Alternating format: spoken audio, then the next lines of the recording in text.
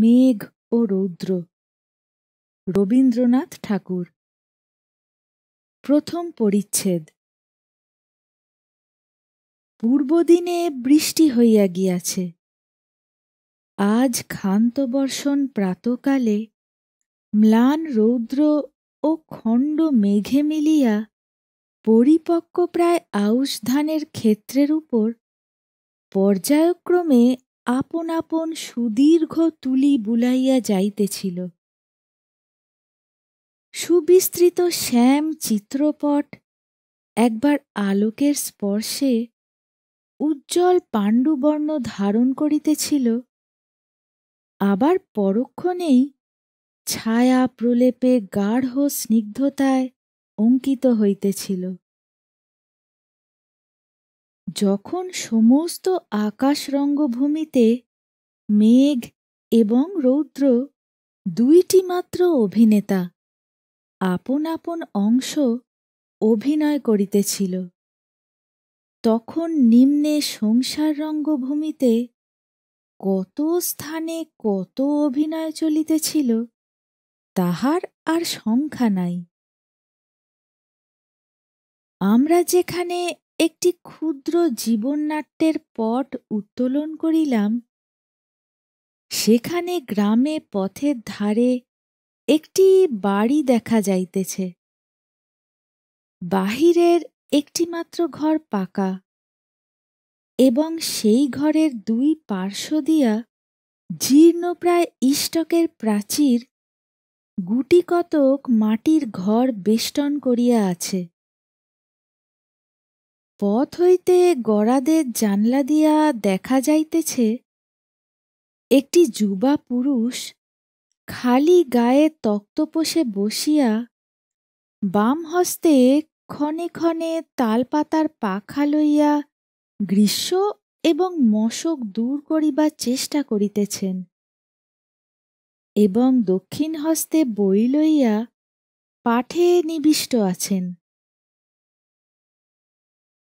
বাহিরে গ্রামের পথে একটি ডুরে কাপড় পরা বালিকা আঁচলে গুটিকতক কালো জাম লইয়া একে একে নিঃশেষ করিতে করিতে উক্ত গরাদে দেওয়া জানালার সম্মুখ দিয়া বারংবার যাতায়াত করিতেছিল।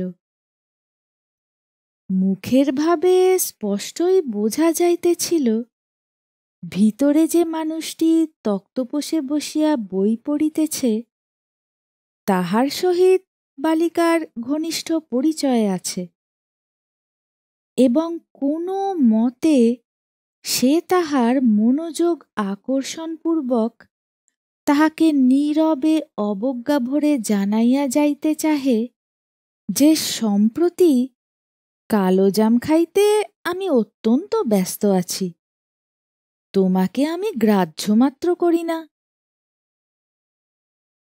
দুর্ভাগ্যক্রমে ঘরের ভিতরকার অধ্যয়নশীল পুরুষটি চক্ষে কম দেখেন। দূর হইতে বালিকার নীরব উপেক্ষা তাহাকে স্পর্শ করিতে পারে না। বালিকাও তাহা জানিত। সুতরাং অনেকক্ষণ নিষ্ফল আনাগোনার পর নীরব উপেক্ষার পরিবর্তে কালো জামের আঁটি ব্যবহার করিতে হইল। অন্ধের নিকটে অভিমানের বিশুদ্ধতা রক্ষা করা এতই দুরূহ।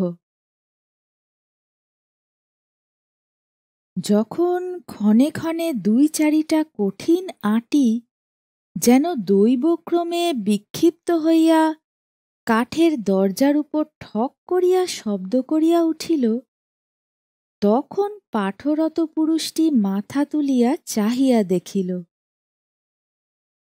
মায়াবিনী বালিকা তাহা জানিতে পারিয়া দ্বিগুণ নিবিষ্টভাবে অঞ্চল হইতে দংশনযোগ্য সুপক্ক কালোজাম নির্বাচন করিতে প্রবৃত্ত হইল। পুরুষটি ভ্রু কুঞ্চিত করিয়া বিশেষ চেষ্টা সহকারে নিরীক্ষণপূর্বক বালিকাকে চিনিতে পারিল, এবং বই রাখিয়া জানালার কাছে উঠিয়া দাঁড়াইয়া হাস্যমুখে ডাকিল, গিরিবালা। গিরিবালা অবিচলিতভাবে নিজের অঞ্চলের মধ্যে জাম পরীক্ষা কার্যে সম্পূর্ণ অভিনিবিষ্ট থাকিয়া মৃদু গমনে আপন মনে এক এক পা করিয়া চলিতে লাগিল। তখন ক্ষীণ দৃষ্টি যুবাপুরুষের বুঝিতে বাকি রহিল না যে কোনো একটি অজ্ঞানকৃত অপরাধের দণ্ডবিধান হইতেছে। তাড়াতাড়ি বাহিরে আসিয়া কহিলেন, কই, আজ আমাকে জাম দিলে না? গিরিবালা সে কথা কানে না আনিয়া বহু অন্বেষণ ও পরীক্ষায় একটি জাম মনোনীত করিয়া অত্যন্ত নিশ্চিন্ত মনে খাইতে আরম্ভ করিল।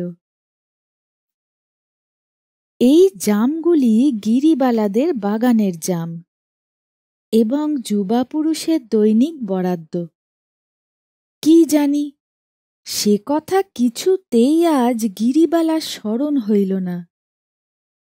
তাহার ব্যবহারে প্রকাশ পাইল যে এগুলি সে একমাত্র নিজের জন্যেই আহরণ করিয়াছে, কিন্তু নিজের বাগান হইতে ফল পাড়িয়া পরের দরজার সম্মুখে আসিয়া ঘটা করিয়া খাইবার কি অর্থ পরিষ্কার বুঝা গেল না।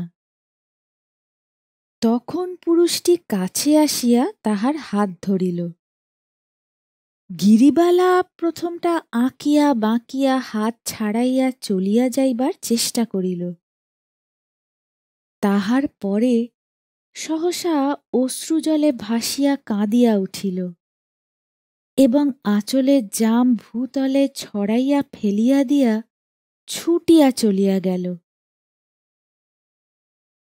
সকালবেলাকার চঞ্চল রৌদ্র এবং চঞ্চল মেঘ বৈকালে শান্ত ও শ্রান্ত ভাব ধারণ করিয়াছে। শুভ্র স্ফীত মেঘ আকাশের প্রান্তভাগে স্তূপাকার হইয়া পড়িয়া আছে এবং অপরাহ্নের অবসন্নপ্রায় আলোক গাছের পাতায়, পুষ্করিণীর জলে এবং বর্ষাস্নাত প্রকৃতির প্রত্যেক অঙ্গে প্রত্যঙ্গে ঝিকঝিক করিতেছে। আবার সেই বালিকাটিকে সেই গড়াদের জানলার সম্মুখে দেখা যাইতেছে এবং ঘরের মধ্যে সেই যুবা পুরুষটি বসিয়া আছে। প্রভেদের মধ্যে এবেলা বালিকার অঞ্চলে জাম নাই এবং যুবকের হস্তেও বই নাই। তদপেক্ষা গুরুতর এবং নিগূঢ় প্রভেদও কিছু কিছু ছিল। এবেলাও বালিকা কি বিশেষ আবশ্যকে সেই বিশেষ স্থানে আসিয়া ইতস্তত করিতেছে বলা কঠিন। আর যাহাই আবশ্যক থাক, ঘরের ভিতরকার মানুষটির সহিত আলাপ করিবার যে আবশ্যক আছে, ইহা কোনো মতেই বালিকার ব্যবহারে প্রকাশ পায় না। বরঞ্চ বোধ হইল সে দেখিতে আসিয়াছে সকালবেলায় যে জামগুলি ফেলিয়া গেছে, বিকালবেলায় তাহার কোনোটার অঙ্কুর বাহির হইয়াছে কিনা।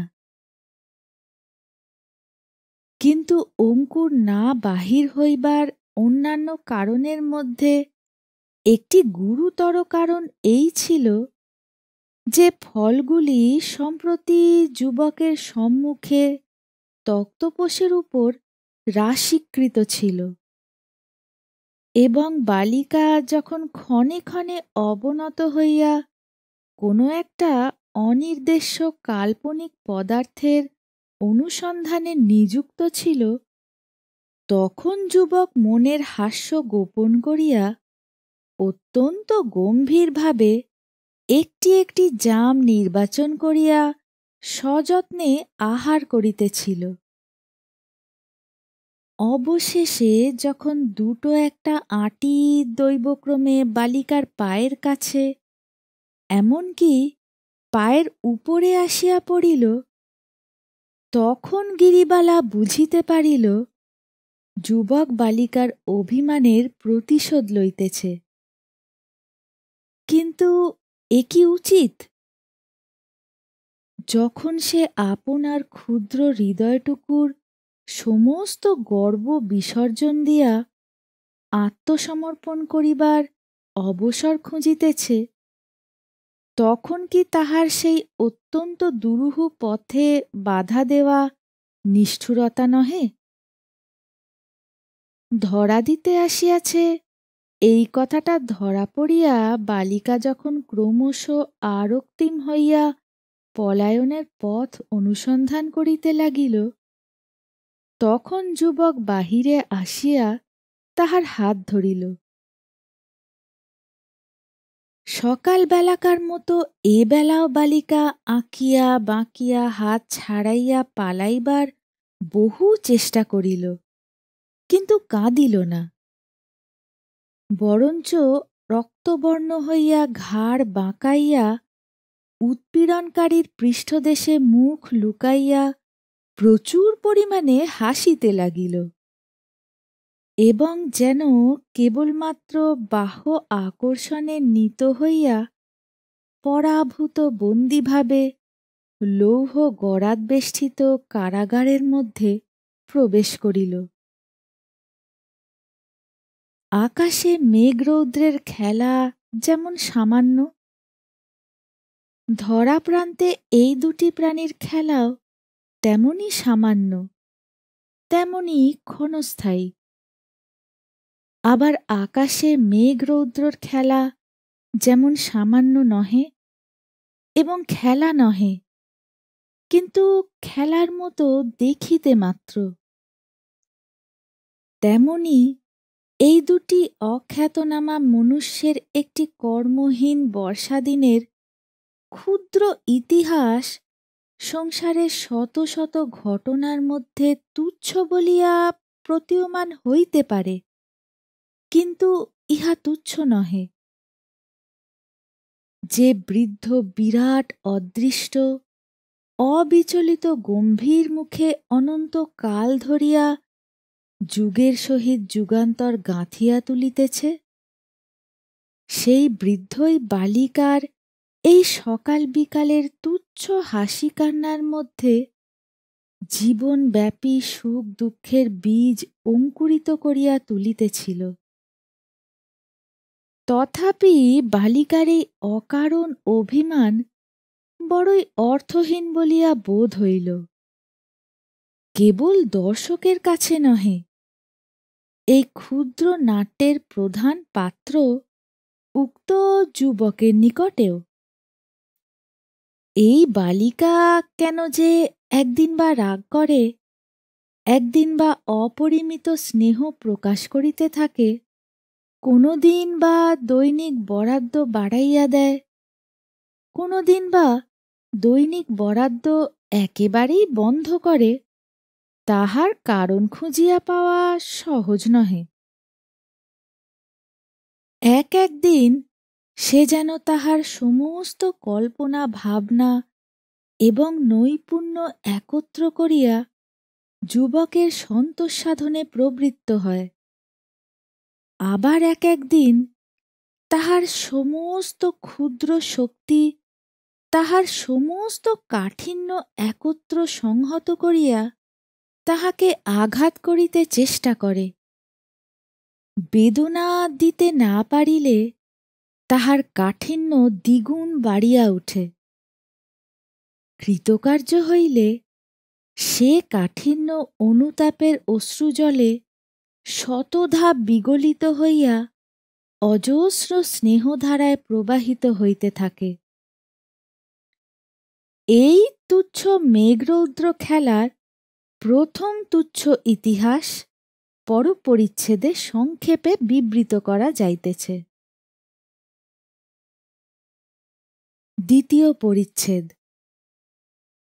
গ্রামের মধ্যে আর সকলেই দলাদলি, চক্রান্ত, ইক্ষু চাষ, মিথ্যা মকদ্দমা এবং পাটের কারবার লইয়া থাকিত। ভাবের আলোচনা এবং সাহিত্য চর্চা করিত কেবল শশীভূষণ এবং গিরিবালা। ইহাতে কাহারও ঔৎসুক্য বা উৎকণ্ঠার কোনো বিষয় নাই, কারণ গিরিবালার বয়স 10 এবং শশীভূষণ একটি সদ্য বিকশিত MA BL, উভয়ে প্রতিবেশী মাত্র। গিরিবালার পিতা হরকুমার এককালে নিজ গ্রামের পত্তনিদার ছিলেন। এখন দুরবস্থায় পড়িয়া সমস্ত বিক্রয় করিয়া তাহাদের বিদেশী জমিদারের নায়েবী পদ গ্রহণ করিয়াছেন। যে পরগনায় তাহাদের বাস সেই পরগনারই নায়েবী, সুতরাং তাহাকে জন্মস্থান হইতে নড়িতে হয় না। শশীভূষণ MA পাশ করিয়া আইন পরীক্ষায় উত্তীর্ণ হইয়াছেন, কিন্তু কিছুতেই কোনো কর্মে ভিড়িলেন না। লোকের সঙ্গে মেশা বা সভাস্থলে দুটো কথা বলা, সেও তাহার দ্বারা হইয়া উঠে না। চোখে কম দেখেন বলিয়া চেনা লোককে চিনিতে পারেন না, এবং সেই কারণেই ভ্রু কুঞ্চিত করিয়া দৃষ্টিপাত করিতে হয়। লোকে সেটাকে ঔদ্ধত্য বলিয়া বিবেচনা করে। কলিকাতায় জনসমুদ্রের মধ্যে আপন মনে একলা থাকা শোভা পায়, কিন্তু পল্লীগ্রামে সেটা বিশেষ স্পর্ধার মতো দেখিতে হয়। শশীভূষণের বাপ যখন বিস্তর চেষ্টায় পরাস্ত হইয়া অবশেষে তাহার অকর্মণ্য পুত্রটিকে পল্লীতে তাহাদের সামান্য বিষয় রক্ষা কার্যে নিয়োগ করিলেন, তখন শশীভূষণকে পল্লীবাসীদের নিকট হইতে বিস্তর উৎপীড়ন, উপহাস এবং লাঞ্ছনা সহিতে হইয়াছিল। লাঞ্ছনার আরও একটা কারণ ছিল। শান্তিপ্রিয় শশীভূষণ বিবাহ করিতে সম্মত ছিলেন না। কন্যাদায়গ্রস্ত পিতামাতাগণ তাহার এই অনিচ্ছাকে দুঃসহ অহংকার জ্ঞান করিয়া কিছুতেই ক্ষমা করিতে পারিতেন না। শশীভূষণের উপর যতই উপদ্রব হইতে লাগিল, শশীভূষণ ততই আপন বিবরের মধ্যে অদৃশ্য হইতে লাগিলেন।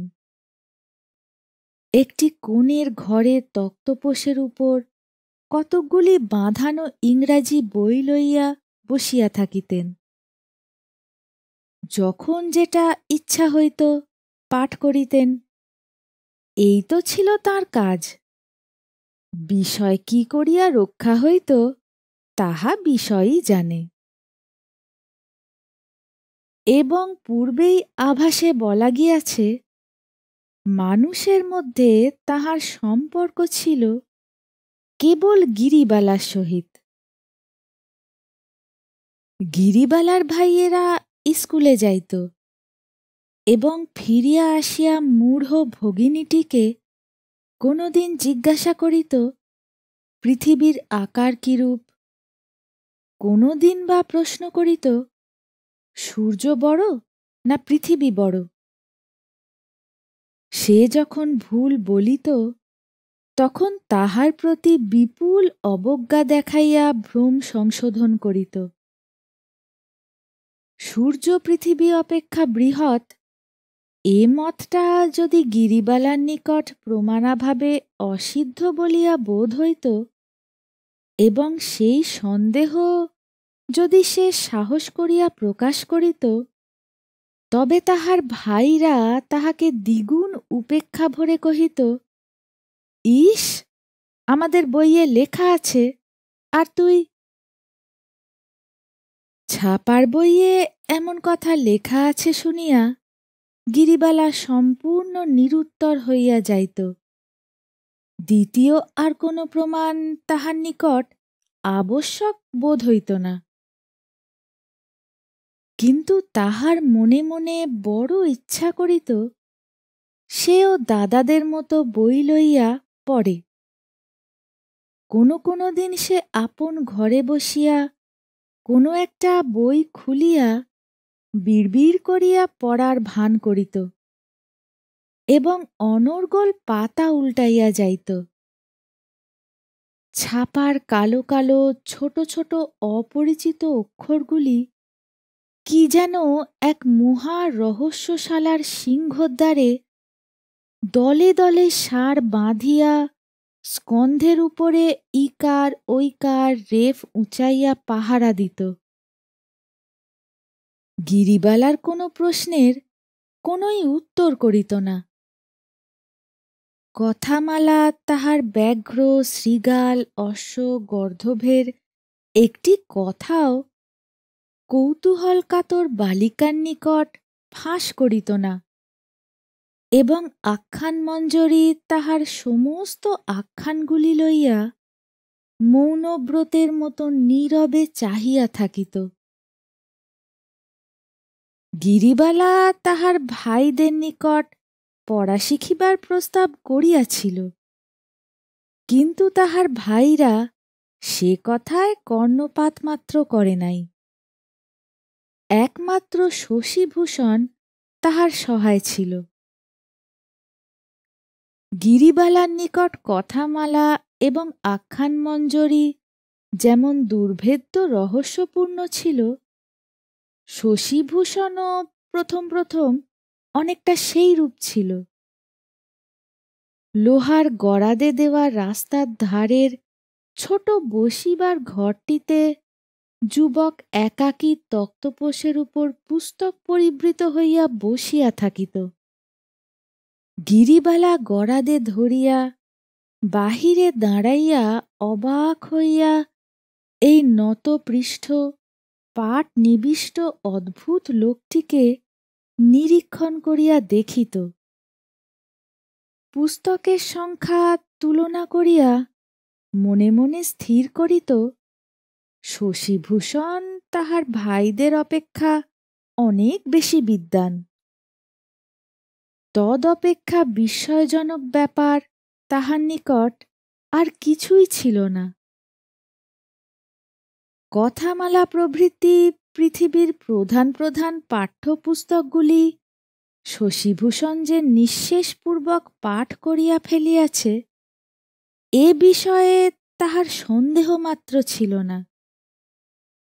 এই জন্য শশীভূষণ যখন পুস্তকের পাত উল্টাইত সে স্থিরভাবে দাঁড়াইয়া তাহার জ্ঞানের অবধি নির্ণয় করিতে পারিত না। অবশেষে এই বিস্ময়মগ্ন বালিকাটি ক্ষীণদৃষ্টি শশীভূষণেরও মনোযোগ আকর্ষণ করিল। শশীভূষণ একদিন একটা ঝকঝকে বাঁধানো বই খুলিয়া বলিল, গিরিবালা, ছবি দেখবি আয়। গিরিবালা তৎক্ষণাৎ দৌড়িয়া পালাইয়া গেল। কিন্তু পরদিন সে পুনর্বার দূরে কাপড় পরিয়া সেই গরাদের বাহিরে দাঁড়াইয়া সেইরূপ গম্ভীর মৌন মনোযোগের সহিত শশীভূষণের অধ্যয়ন কার্য নিরীক্ষণ করিয়া দেখিতে লাগিল। শশীভূষণ সেদিনও ডাকিল এবং সেদিনও সে বেণী দুলাইয়া ঊর্ধ্বশ্বাসে ছুটিয়া পালাইল। এইরূপে তাহাদের পরিচয় সূত্রপাত হইয়া ক্রমে কখন ঘনিষ্ঠতর হইয়া উঠিল এবং কখন যে বালিকা গরাদের বাহির হইতে শশীভূষণের ঘরের মধ্যে প্রবেশ করিল, তাহার তক্তপোষের উপর বাঁধানো পুস্তক স্তূপের মধ্যে স্থান পাইল, ঠিক সে তারিখটা নির্ণয় করিয়া দিতে ঐতিহাসিক গবেষণার আবশ্যক। শশীভূষণের নিকট গিরিবালার লেখাপড়ার চর্চা আরম্ভ হইল। শুনিয়া সকলে হাসিবেন। এই মাস্টারটি তাহার ক্ষুদ্র ছাত্রীকে কেবল যে অক্ষর, বানান এবং ব্যাকরণ শিখাইত তাহা নহে, অনেক বড় বড় কাব্য তর্জমা করিয়া শুনাইত এবং তাহার মতামত জিজ্ঞাসা করিত। বালিকা কি বুঝিত তাহা অন্তর্যামীই জানেন, কিন্তু তাহার ভালো লাগিত তাহাতে সন্দেহ নাই। সে বোঝা না বোঝায় মিশাইয়া আপন বাল্য হৃদয়ে নানা অপরূপ কল্পনাচিত্র আঁকিয়া লইত। নীরবে চক্ষু বিস্ফারিত করিয়া মন দিয়া শুনিত। মাঝে মাঝে এক একটা অত্যন্ত অসঙ্গত প্রশ্ন জিজ্ঞাসা করিত এবং কখনো কখনো আকস্মাৎ একটা অসংলগ্ন প্রসঙ্গান্তরে গিয়া উপনীত হইত। শশীভূষণ তাহাতে কখনো কিছু বাধা দিত না। বড় বড় কাব্য সম্বন্ধে এই অতি ক্ষুদ্র সমালোচকের নিন্দা, প্রশংসা, টিকা, ভাষ্য শুনিয়া সে বিশেষ আনন্দ লাভ করিত। সমস্ত পল্লীর মধ্যে এই গিরিবালাই তাহার একমাত্র সমজদার বন্ধু। গিরিবালার সহিত শশীভূষণের প্রথম পরিচয় তখন গিরির বয়স ৮ ছিল, এখন তাহার বয়স ১০ হইয়াছে। এই ২ বৎসরে সে ইংরাজি ও বাংলা বর্ণমালা শিখিয়া ২-৪টা সহজ বই পড়িয়া ফেলিয়াছে এবং শশীভূষণের পক্ষেও পল্লীগ্রাম এই ২ বৎসর নিতান্ত সঙ্গবিহীন বিরস বলিয়া বোধ হয় নাই। তৃতীয় পরিচ্ছেদ। কিন্তু গিরিবালার বাপ হরকুমারের সহিত শশীভূষণের ভালোরূপ বনিবনাও হয় নাই। হরকুমার প্রথম প্রথম এই MA BL এর নিকট মকদ্দমা মামলা সম্বন্ধে পরামর্শ লইতে আসিত। MA BL তাহাতে বড় একটা মনোযোগ করিত না এবং আইনবিদ্যা সম্বন্ধে নায়েবের নিকট আপন অজ্ঞতা স্বীকার করিতে কুণ্ঠিত হইত না। নায়েব সেটাকে নিতান্তই ছল মনে করিত। এমনভাবে বছর ২ কাটিল। সম্প্রতি একটা অবাধ্য প্রজাকে শাসন করা আবশ্যক হইয়াছে। নায়েব মহাশয় তাহার নামে ভিন্ন ভিন্ন জেলায় ভিন্ন ভিন্ন অপরাধ ও দাবিতে নালিশ রুজু করিয়া দিবার অভিপ্রায় প্রকাশ করিয়া পরামর্শের জন্য শশীভূষণকে কিছু বিশেষ পীড়াপিড়ি করিয়া ধরিলেন। শশীভূষণ পরামর্শ দেওয়া দূরে থাক, শান্ত অথচ দৃঢ়ভাবে হরকুমারকে এমন গুটি ২-৪ কথা বলিলেন যাহা তাহার কিছুমাত্র মিষ্ট বোধ হইল না। এদিকে আবার প্রজার নামে একটি মকদ্দমাতেও হরকুমার জিতিতে পারিলেন না। তাহার মনে দৃঢ় ধারণা হইল শশীভূষণ উক্ত হতভাগ্য প্রজার সহায় ছিল। তিনি প্রতিজ্ঞা করিলেন এমন লোককে গ্রাম হইতে অবিলম্বে তাড়াইতে হইবে। শশীভূষণ দেখিলেন তাহার ক্ষেতের মধ্যে গরু প্রবেশ করে, তাহার কলাইয়ের খোলায় আগুন লাগিয়া যায়, তাহার সীমানা লইয়া বিবাদ বাধে, তাহার প্রজারা সহজে খাজনা দেয় না এবং উল্টিয়া তাহার নামে মিথ্যা মকদ্দমা আনিবার উপক্রম করে। এমনকি সন্ধ্যার সময় পথে বাহির হইলে তাহাকে মারিবে এবং রাত্রে তাহার বসত বাটিতে আগুন লাগাইয়া দিবে, এমন সকল জনশ্রুতিও শোনা যাইতে লাগিল। অবশেষে শান্তিপ্রিয় নিরীহ প্রকৃতি শশীভূষণ গ্রাম ছাড়িয়া কলিকাতায় পালাইবার আয়োজন করিলেন। যাত্রার উদ্যোগ করিতেছেন, এমন সময়ে গ্রামে জয়েন্ট ম্যাজিস্ট্রেট সাহেবের তাঁবু পড়িল। বরকন্দাজ কনস্টেবল খানসামা, কুকুর, ঘোড়া, সহিস, ম্যাথরে সমস্ত গ্রাম চঞ্চল হইয়া উঠিল। ছেলের দল ব্যাঘ্রের অনুবর্তী শৃগালের পালের ন্যায় সাহেবের আড্ডার নিকটে শঙ্কিত কৌতূহল সহকারে ঘুরিতে লাগিল। নায়েব মহাশয় যথারীতি আতিথ্য শিরে খরচ লিখিয়া সাহেবের মুরগি, আন্ডা, ঘৃত, দুগ্ধ যোগাইতে লাগিলেন।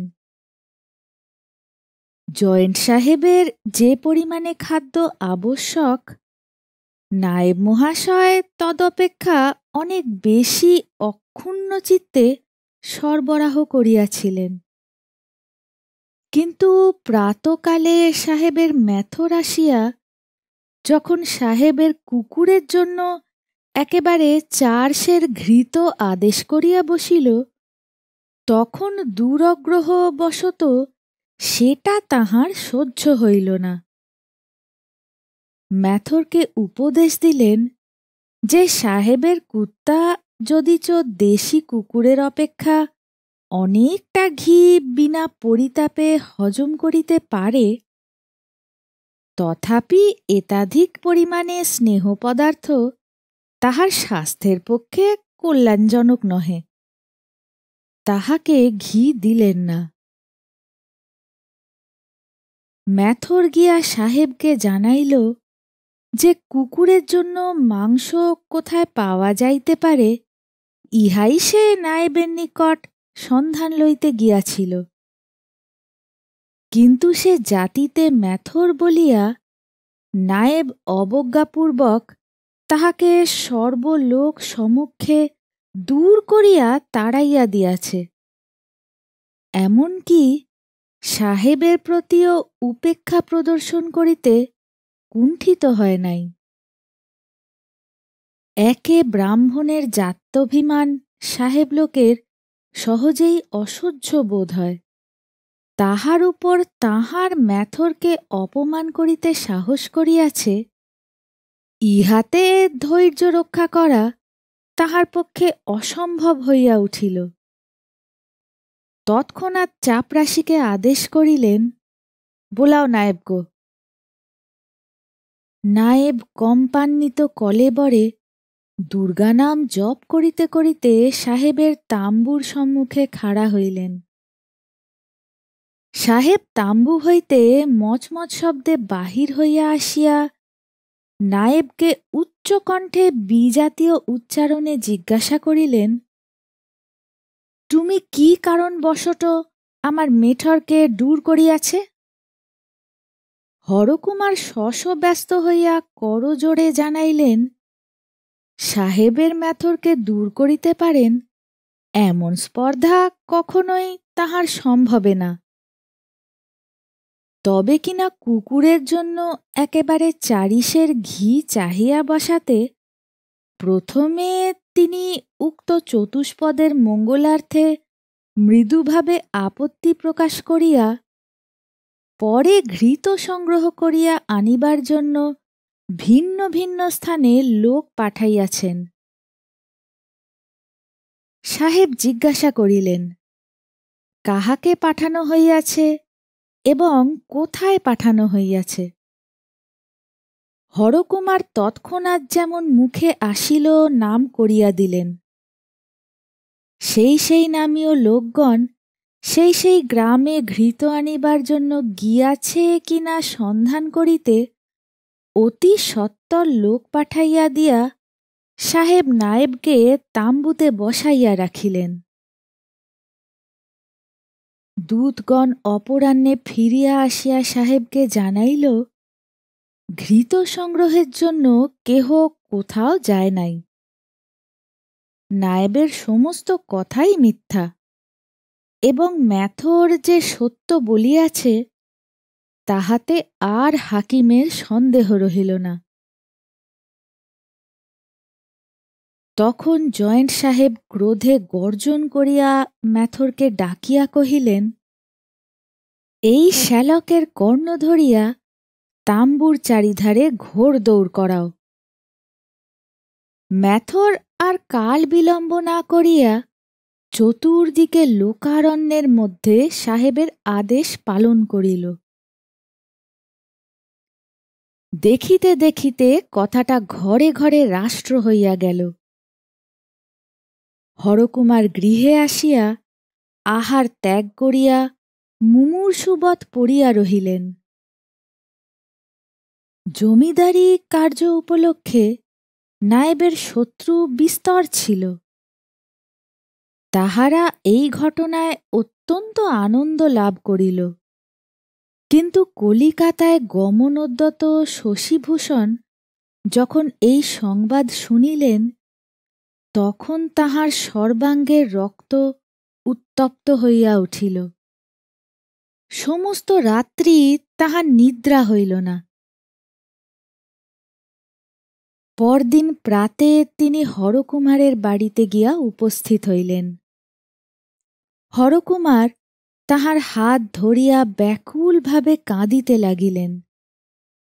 শশীভূষণ কহিলেন, সাহেবের নামে মানহানির মকদ্দমা আনিতে হইবে। আমি তোমার উকিল হইয়া লড়িব। স্বয়ং ম্যাজিস্ট্রেট সাহেবের নামে মকদ্দমা আনিতে হইবে শুনিয়া হরকুমার প্রথমটা ভীত হইয়া উঠিলেন। শশীভূষণ কিছুতেই ছাড়িলেন না। হরকুমার বিবেচনা করিতে সময় লইলেন, কিন্তু যখন দেখিলেন কথাটা চারিদিকে রাষ্ট্র হইয়াছে এবং শত্রুগণ আনন্দ প্রকাশ করিতেছে, তখন তিনি আর থাকিতে পারিলেন না। শশীভূষণের শরণাপন্ন হইলেন, কহিলেন, বাপু, শুনিলাম তুমি অকারণে কলিকাতায় যাইবার আয়োজন করিতেছ। সে তো কিছুতেই হইতে পারিবে না। তোমার মতো একজন লোক গ্রামে থাকিলে আমাদের সাহস কত থাকে। যাহা হোক, আমাকে এই ঘোর অপমান হইতে উদ্ধার করিতে হইবে।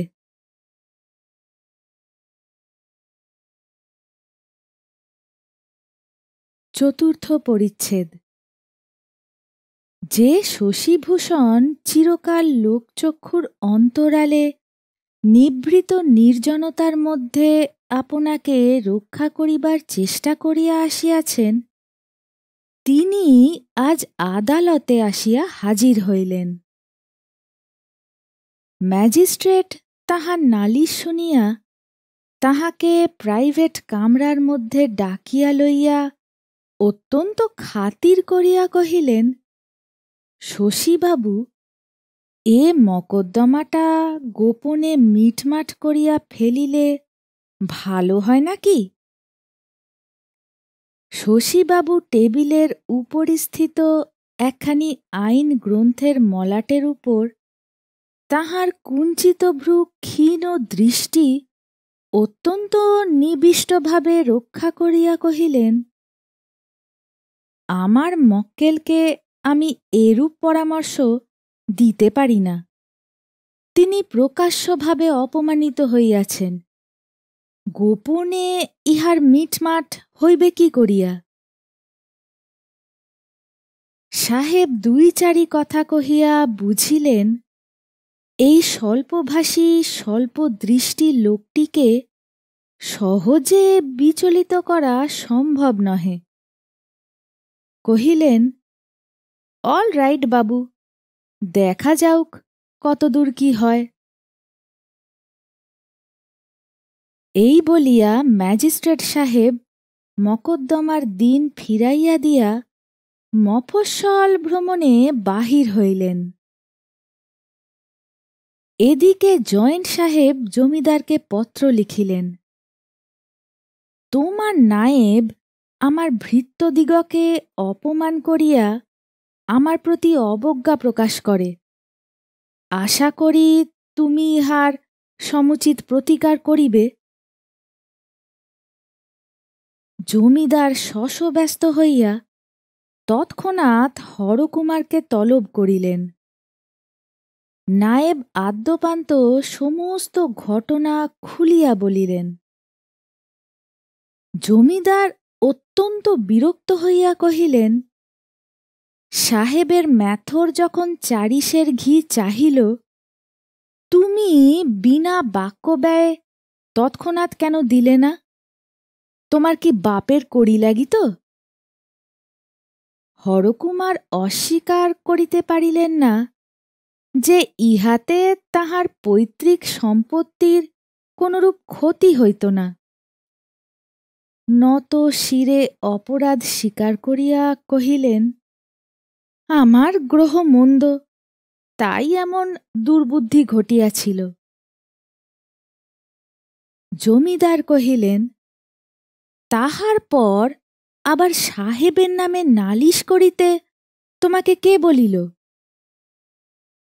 হরকুমার কহিলেন, ধর্মাবতার, নালিশ করিবার ইচ্ছা আমার ছিল না। ওই আমাদের গ্রামের শশী, তাহার কোথাও কোনো মকদ্দমা জোটে না। সে ছোঁড়া নিতান্ত জোর করিয়া প্রায় আমার সম্মতি না লইয়াই এই হাঙ্গামা বাধাইয়া বসিয়াছে। শুনিয়া জমিদার শশীভূষণের উপর অত্যন্ত ক্রুদ্ধ হইয়া উঠিলেন। বুঝিলেন লোকটা অপদার্থ নব্য উকিল, কোন ছুতায় একটা হুজুগ তুলিয়া সাধারণের সমক্ষে পরিচিত হইবার চেষ্টায় আছে। নায়েবকে হুকুম করিয়া দিলেন, মকদ্দমা তুলিয়া লইয়া যেন অবিলম্বে ছোট বড় ম্যাজিস্ট্রেট যুগলকে ঠান্ডা করা হয়। নায়েব সাহেবের জন্য কিঞ্চিত ফল মূল শীতল ভোগ উপহার লইয়া জয়েন্ট ম্যাজিস্ট্রেটের বাসায় গিয়া হাজির হইলেন। সাহেবকে জানাইলেন, সাহেবের নামে মকদ্দমা করা তাহার আদৌ স্বভাববিরুদ্ধ। কেবল শশীভূষণ নামে গ্রামের একটি অজাতশশ্রু অপগণ্ড অর্বাচীন উকিল তাহাকে এক প্রকার না জানাইয়াই এইরূপ স্পর্ধার কাজ করিয়াছে। সাহেব শশীভূষণের প্রতি অত্যন্ত বিরক্ত এবং নায়েবের প্রতি বড় সন্তুষ্ট হইলেন এবং কহিলেন, রাগের মাথায় নায়েববাবুকে দণ্ডবিধান করিয়া তিনি দুঃখিত আছেন।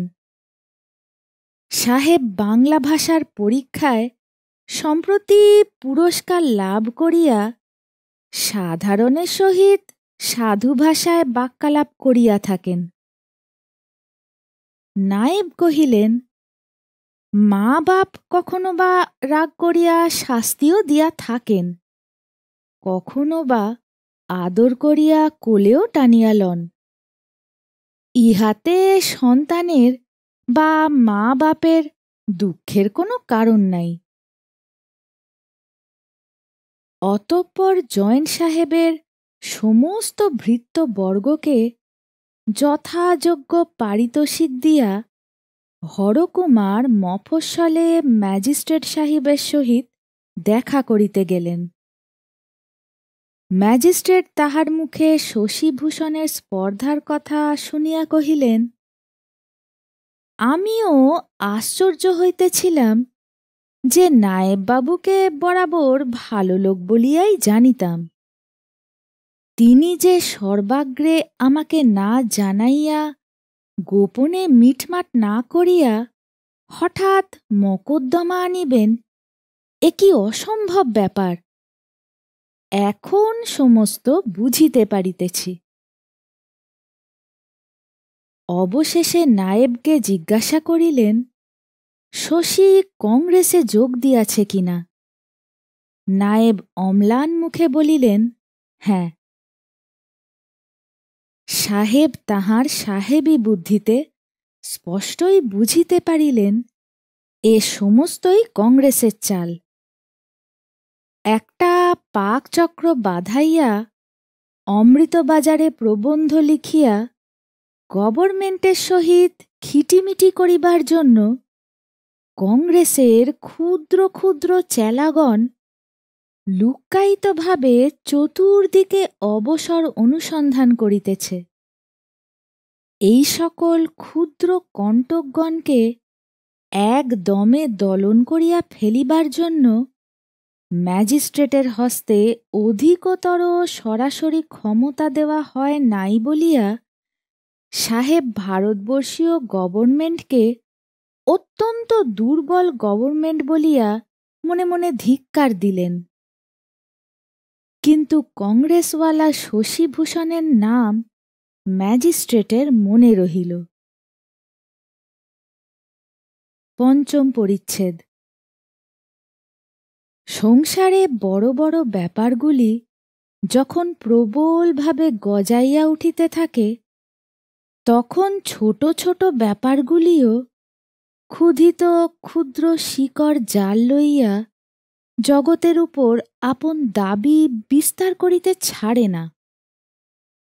শশীভূষণ যখন এই ম্যাজিস্ট্রেটের হাঙ্গামা লইয়া বিশেষ ব্যস্ত, যখন বিস্তৃত পুঁথিপত্র হইতে আইন উদ্ধার করিতেছেন, মনে মনে বক্তৃতায় শান দিতেছেন, কল্পনায় সাক্ষীকে জেরা করিতে বসিয়া গিয়াছেন ও প্রকাশ্য আদালতের লোকারণ্য দৃশ্য এবং এই যুদ্ধ পর্বের ভাবী পর্বাধ্যায়গুলি মনে আনিয়া ক্ষণে ক্ষণে কম্পিত ও ঘর্মাক্ত হইয়া উঠিতেছেন, তখন তাহার ক্ষুদ্র ছাত্রীটি তাহার ছিন্নপ্রায় চারুপাঠ ও মসি বিচিত্র লিখিবার খাতা বাগান হইতে কখনো ফুল, কখনো ফল, মাতৃভাণ্ডার হইতে কোনোদিন আচার, কোনোদিন নারিকেলের মিষ্টান্ন, কোনোদিন পাতায় মোড়া কেতকী কেশর সুগন্ধি গৃহনির্মিত খয়ের আনিয়া নিয়মিত সময়ে তাহার দ্বারে আসিয়া উপস্থিত হইত। প্রথম দিন কতক দেখিল শশীভূষণ একখানা চিত্রহীন প্রকাণ্ড কঠোর মূর্তি গ্রন্থ খুলিয়া অন্যমনস্কভাবে পাত উল্টাইতেছেন। সেটা যে মনোযোগ দিয়া পাঠ করিতেছেন তাহাও বোধ হইল না। অন্য সময়ে শশীভূষণ যে সকল গ্রন্থ পড়িতেন, তাহার মধ্য হইতে কোনো না কোনো অংশ গিরিবালাকে বুঝাইবার চেষ্টা করিতেন, কিন্তু ওই স্থূলকায় কালো মলাটের পুস্তক হইতে গিরিবালাকে শুনাইবার যোগ্য কি দুটো কথাও ছিল না। তা না থাক, তাই বলিয়া ওই বইখানা কি এতই বড়, আর গিরিবালা কি এতই ছোট? প্রথমটা গুরুর মনোযোগ আকর্ষণের জন্য গিরিবালা সুর করিয়া, বানান করিয়া, বেণী সমেত দেহের উত্তরার্ধ সবেগে দুলাইতে দুলাইতে উচ্চৈঃস্বরে আপনি পড়া আরম্ভ করিয়া দিল। দেখিল তাহাতে বিশেষ ফল হইল না। কালো মোটা বইখানার উপর মনে মনে অত্যন্ত চটিয়া গেল। ওটাকে একটা কুৎসিত কঠোর নিষ্ঠুর মানুষের মতো করিয়া দেখিতে লাগিল। ওই বইখানা যে গিরিবালাকে বালিকা বলিয়া সম্পূর্ণ অবজ্ঞা করে, তাহা যেন তাহার প্রত্যেক দুর্বোধ পাতা দুষ্ট মানুষের মুখের মতো আকার ধারণ করিয়া নীরবে প্রকাশ করিতে লাগিল। সেই বইখানা যদি কোনো চোরে চুরি করিয়া লইয়া যাইত, তবে সেই চোরকে সে তাহার মাতৃভাণ্ডারের সমস্ত কেয়া ক্ষয়ের চুরি করিয়া পুরস্কার দিতে পারিত। সেই বইখানা বিনাশের জন্য সে মনে মনে দেবতার নিকট যে সকল অসঙ্গত ও অসম্ভব প্রার্থনা করিয়াছিল, তাহা দেবতারা শুনেন নাই এবং পাঠকদিগকেও শুনাইবার কোনো আবশ্যক দেখি না। তখন ব্যথিত হৃদয় বালিকা দুই একদিন চারুপাঠ হস্তে গুরুগৃহে গমন বন্ধ করিল এবং সেই দুই একদিনের পরে এই বিচ্ছেদের ফল পরীক্ষা করিয়া দেখিবার জন্য সে অন্য ছলে শশীভূষণের গৃহ সম্মুখবর্তী পথে আসিয়া কটাক্ষপাত করিয়া দেখিল, শশীভূষণ সেই কালো বইখানা ফেলিয়া একাকী দাঁড়াইয়া হাত নাড়িয়া লোহার গড়াদেগুলার প্রতি বিজাতীয় ভাষায় বক্তৃতা প্রয়োগ করিতেছেন। বোধ করি বিচারকের মন কেমন করিয়া গলাইবেন, এই লোহাগুলার উপর তাহার পরীক্ষা করিতেছেন। সংসারে অনভিজ্ঞ গ্রন্থবিহারী শশীভূষণের ধারণা ছিল যে পুরাকালে ডিমনথেনিস, সেসিরো, বাক, শেরিডন প্রভৃতি বাগ্মীগণ বাক্য বলে যে সকল অসামান্য কার্য করিয়া গিয়াছেন, যেরূপ শব্দভেদী স্বরবর্ষণে অন্যায়কে ছিন্ন ভিন্ন, অত্যাচারকে লাঞ্ছিত এবং অহংকারকে ধূলিসাৎ করিয়া দিয়াছেন, আজিকার দোকানদারির দিনেও তাহা অসম্ভব নহে। প্রভুত্ব মদ গর্বিত উদ্ধত ইংরাজকে কেমন করিয়া তিনি জগৎ সমক্ষে লজ্জিত ও অনুতপ্ত করিবেন, তিলকুচি গ্রামের জীর্ণ ক্ষুদ্র গৃহে দাঁড়াইয়া শশীভূষণ তাহারই চর্চা করিতেছিলেন। আকাশের দেবতারা শুনিয়া হাসিয়াছিলেন, কি তাহাদের দেবচক্ষু অশ্রুসিক্ত হইতেছিল, তাহা কেহ বলিতে পারে না। সুতরাং সেদিন গিরিবালা তাহার দৃষ্টিপথে পড়িল না। সেদিন বালিকার অঞ্চলে জাম ছিল না। পূর্বে একবার জামের আঁটি ধরা পড়িয়া অবধি ওই ফল সম্বন্ধে সে অত্যন্ত সংকুচিত ছিল। এমনকি শশীভূষণ যদি কোনোদিন নিরীহভাবে জিজ্ঞাসা করিত, গিরি, আজ জাম নেই, সে সেটাকে গূঢ় উপহাস জ্ঞান করিয়া সক্ষোভে যাও বলিয়া তর্জন করিয়া পলায়নের উপক্রম করিত। জামের আঁটির অভাবে আজ তাহাকে একটা কৌশল অবলম্বন করিতে হইল। সহসা দূরের দিকে দৃষ্টি ক্ষেপ করিয়া বালিকা উচ্চৈঃস্বরে বলিয়া উঠিল, স্বর্ণ ভাই, তুই যাস নে, আমি এখনই যাচ্ছি। পুরুষ পাঠক মনে করিতে পারেন যে কথাটা স্বর্ণলতা নামক কোনো দূরবর্তিনী সঙ্গীকে লক্ষ্য করিয়া উচ্চারিত, কিন্তু পাঠিকারা সহজেই বুঝিতে পারিবেন দূরে কেহই ছিল না, লক্ষ্য অত্যন্ত নিকট। কিন্তু হায়, অন্ধ পুরুষের প্রতি সে লক্ষ্য ভ্রষ্ট হইয়া গেল। শশীভূষণ যে শুনিতে পান নাই তাহা নহে, তিনি তাহার মর্ম গ্রহণ করিতে পারিলেন না। তিনি মনে করিলেন বালিকা সত্যই ক্রীড়ার জন্য উৎসুক, এবং সেদিন তাহাকে খেলা হইতে অধ্যয়নে আকর্ষণ করিয়া আনিতে তাহার অধ্যাবসায় ছিল না, কারণ তিনিও সেদিন কোনো কোনো হৃদয়ের দিকে লক্ষ্য করিয়া তীক্ষ্ণ স্বর সন্ধান করিতেছিলেন। বালিকার ক্ষুদ্র হস্তের সামান্য লক্ষ্য যেমন ব্যর্থ হইয়াছিল, তাহার শিক্ষিত হস্তের মহৎ লক্ষ্য সেরূপ ব্যর্থ হইয়াছিল।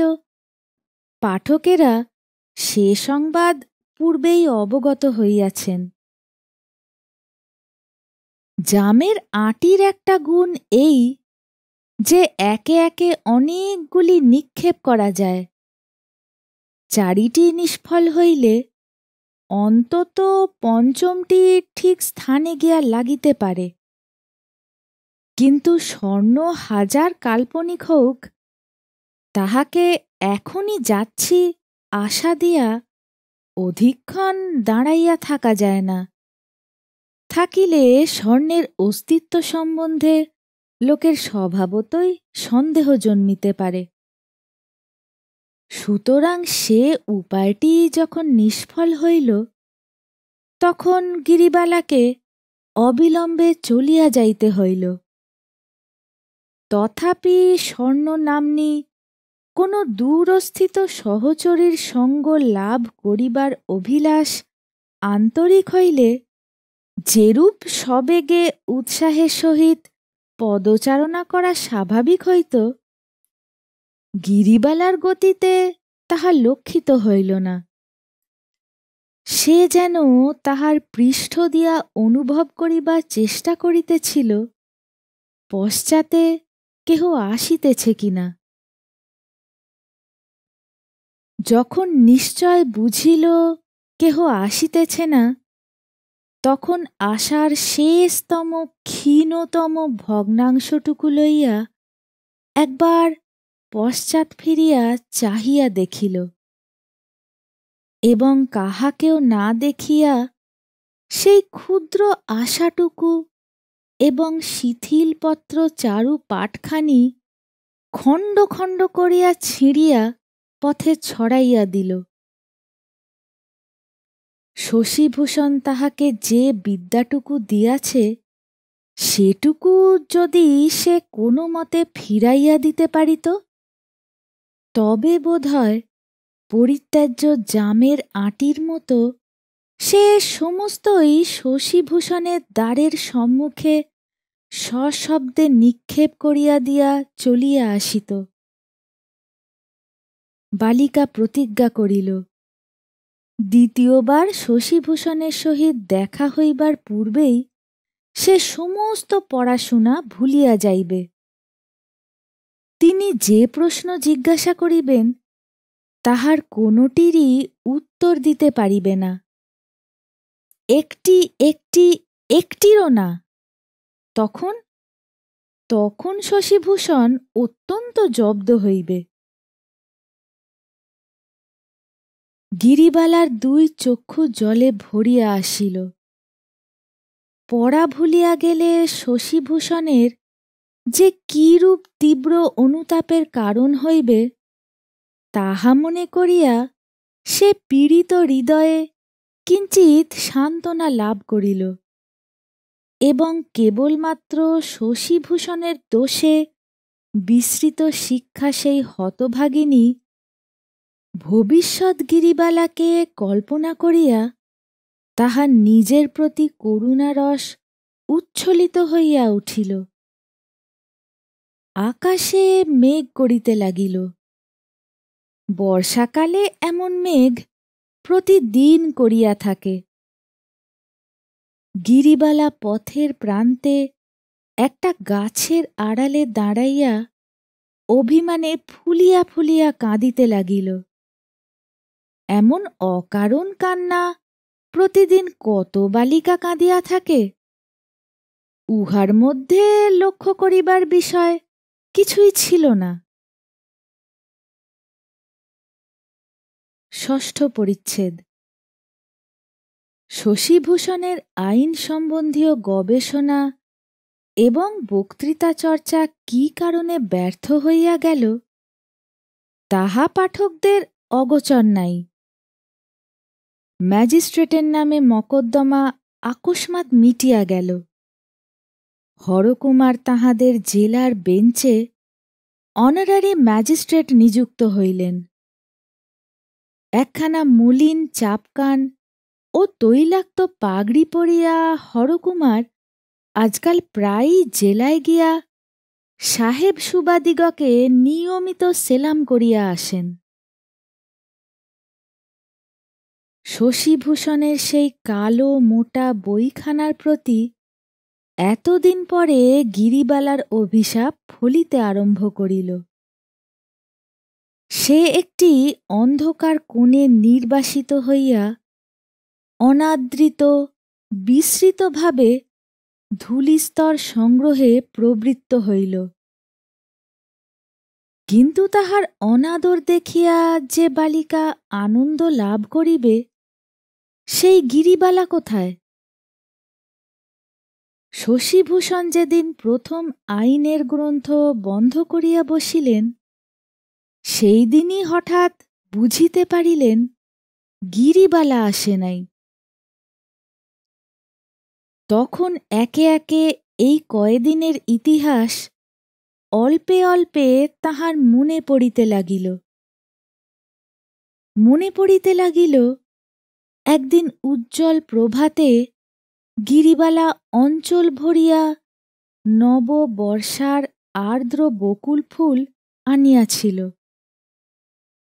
তাহাকে দেখিয়াও যখন তিনি গ্রন্থ হইতে দৃষ্টি তুলিলেন না তখন তাহার উচ্ছ্বাসে সহসা বাধা পড়িল। সে তাহার অঞ্চলবিদ্ধ একটা সুঁচসুতা বাহির করিয়া নত শিরে একটি একটি করিয়া ফুল লইয়া মালা গাঁথিতে লাগিল। মালা অত্যন্ত ধীরে ধীরে গাঁথিল। অনেক বিলম্বে শেষ হইল। বেলা হইয়া আসিল। গিরিবালার ঘরে ফিরিবার সময় হইল। তথাপি শশীভূষণের পড়া শেষ হইল না। গিরিবালা মালাটা তক্তপোশের উপর রাখিয়া ম্লানভাবে চলিয়া গেল। মনে পড়িল তাহার অভিমান প্রতিদিন কেমন করিয়া ঘনীভূত হইয়া উঠিল। কবে হইতে সে তাহার ঘরে প্রবেশ না করিয়া ঘরের সম্মুখবর্তী পথে মধ্যে মধ্যে দেখা দিত এবং চলিয়া যাইত। অবশেষে কবে হইতে বালিকা সেই পথে আসাও বন্ধ করিয়াছে সেও তো আজ কিছুদিন হইল। গিরিবালার অভিমান তো এতদিন স্থায়ী হয় না। শশীভূষণ একটা দীর্ঘ নিঃশ্বাস ফেলিয়া হতবুদ্ধি হত কর্মের মতো দেয়ালে পিঠ দিয়া বসিয়া রহিলেন। ক্ষুদ্র ছাত্রীটি না আসাতে তাহার পাঠ্য গ্রন্থগুলি নিতান্ত বিস্বাদ হইয়া আসিল। বই টানিয়া টানিয়া লইয়া ২-৪ পাতা পড়িয়া ফেলিয়া দিতে হয়।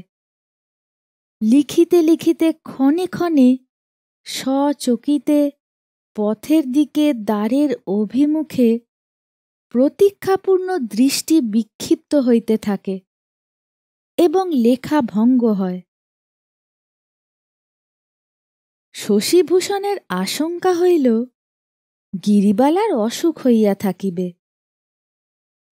গোপনে সন্ধান লইয়া জানিলেন সে আশঙ্কা অমূলক। গিরিবালা আজকাল আর ঘর হইতে বাহির হয় না। তাহার জন্য পাত্র স্থির হইয়াছে। গিরি যেদিন চারুপাঠের ছিন্ন খণ্ডে গ্রামের পঙ্কিল পথ বিকীর্ণ করিয়াছিল তাহার পরদিন প্রত্যুষে ক্ষুদ্র অঞ্চলে বিচিত্র উপহার সংগ্রহ করিয়া দ্রুত পদে ঘর হইতে বাহির হইয়া আসিতেছিল। অতিশয় গ্রীষ্ম হওয়াতে নিদ্রাহীন রাত্রি অতিবাহন করিয়া হরকুমার ভোরবেলা হইতে বাহিরে বসিয়া গা খুলিয়া তামাক খাইতেছিলেন। গিরিকে জিজ্ঞাসা করিলেন, কোথায় যাচ্ছিস? গিরি কহিল, শশী দাদার বাড়ি। হরকুমার ধমক দিয়া কহিলেন, শশী দাদার বাড়ি যেতে হবে না, ঘরে যা। এই বলিয়া আসন্ন শ্বশুরগৃহবাস বয়প্রাপ্ত কন্যার লজ্জার অভাব সম্বন্ধে বিস্তর তিরস্কার করিলেন। সেই দিন হইতে তাহার বাহিরে আসা বন্ধ হইয়াছে। এবার আর তাহার অভিমান ভঙ্গ করিবার অবসর জুটিল না। আমসত্ত্ব, কেয়া খয়ের এবং জারকনেবু ভাণ্ডারের যথাস্থানে ফিরিয়া গেল। বৃষ্টি পড়িতে লাগিল, বকুল ফুল ঝরিতে লাগিল, গাছ ভরিয়া পেয়ারা পাকিয়া উঠিল এবং শাখাস্খলিত পক্ষীচঞ্চুক্ষত সুপক্ক কালো জামে তরুতল প্রতিদিন সমাচ্ছন্ন হইতে লাগিল। হায়, সেই ছিন্নপ্রায় চারু পাটখানিও আর নাই। সপ্তম পরিচ্ছেদ। গ্রামে গিরিবালার বিবাহে যেদিন সানাই বাজিতেছিল, সেদিন অনিমন্ত্রিত শশীভূষণ নৌকা করিয়া কলিকাতা অভিমুখে চলিতেছিলেন। মকদ্দমা উঠাইয়া লওয়া অবধি হরকুমার শশীকে বিষ চক্ষে দেখিতেন, কারণ তিনি মনে মনে স্থির করিয়াছিলেন শশী তাহাকে নিশ্চয় ঘৃণা করিতেছে।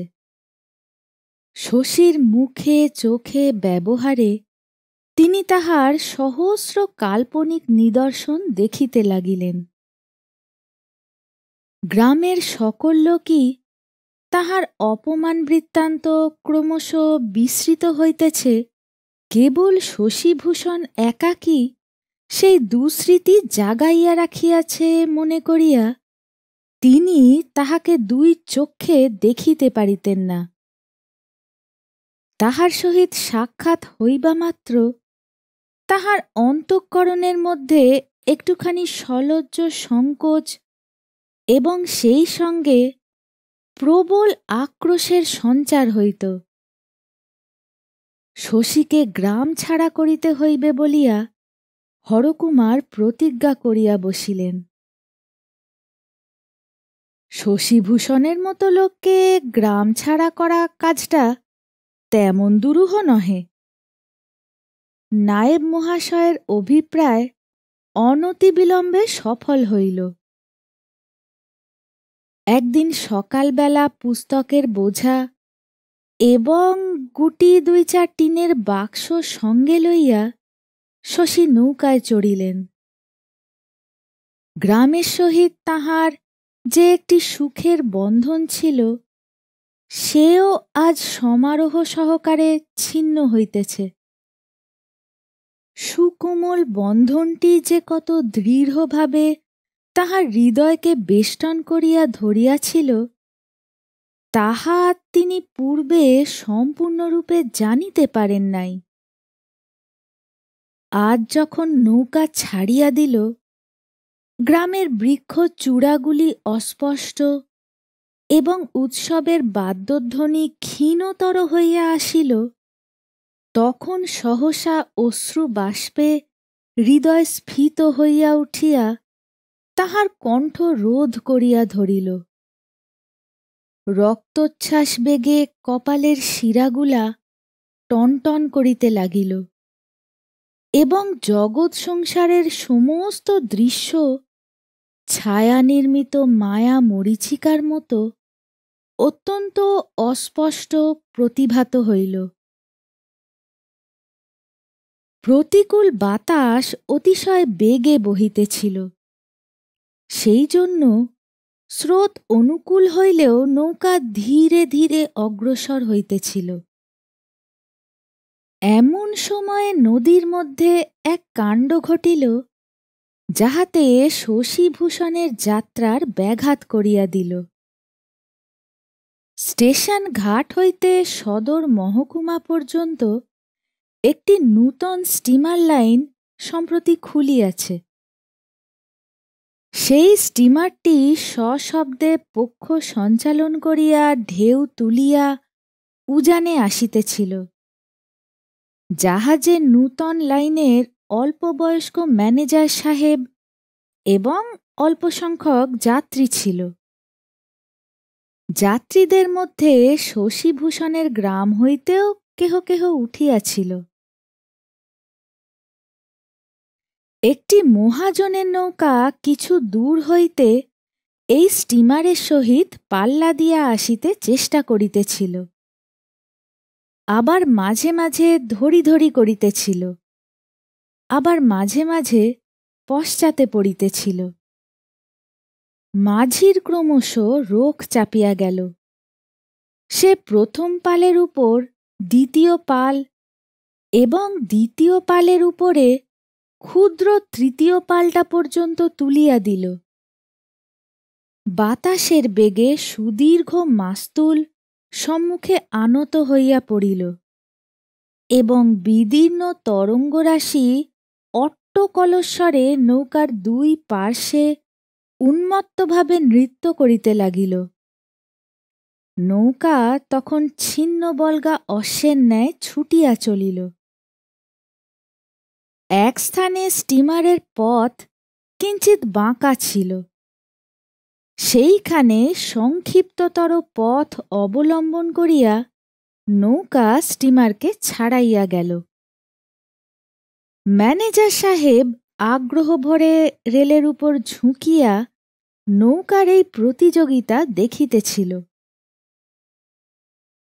যখন নৌকা তাহার পূর্ণতম বেগ প্রাপ্ত হইয়াছে এবং স্টিমারকে হাত দুয়েক ছাড়াইয়া গিয়াছে, এমন সময়ে সাহেব হঠাৎ একটা বন্দুক তুলিয়া স্ফীত পাল লক্ষ্য করিয়া আওয়াজ করিয়া দিল।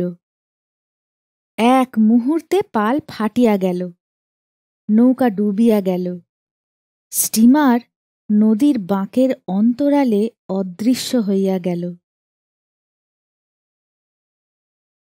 ম্যানেজার কেন যে এমন করিল তাহা বলা কঠিন। ইংরাজনন্দনের মনের ভাব আমরা বাঙালি হইয়া ঠিক বুঝিতে পারি না।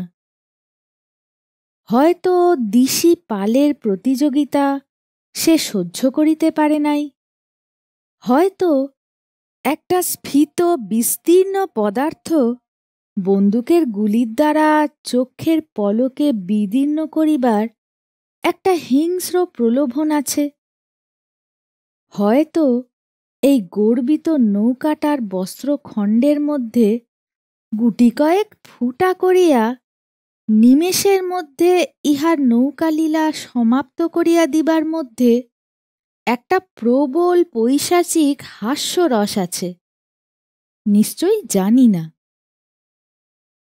কিন্তু ইহা নিশ্চয় ইংরাজের মনের ভিতরে একটুখানি বিশ্বাস ছিল যে এই রসিকতাটুকু করার দরুন সে কোনরূপ শাস্তির দায়িক নহে, এবং ধারণা ছিল যাহাদের নৌকা গেল এবং সম্ভবত প্রাণ সংশয়, তাহারা মানুষের মধ্যেই গণ্য হইতে পারে না।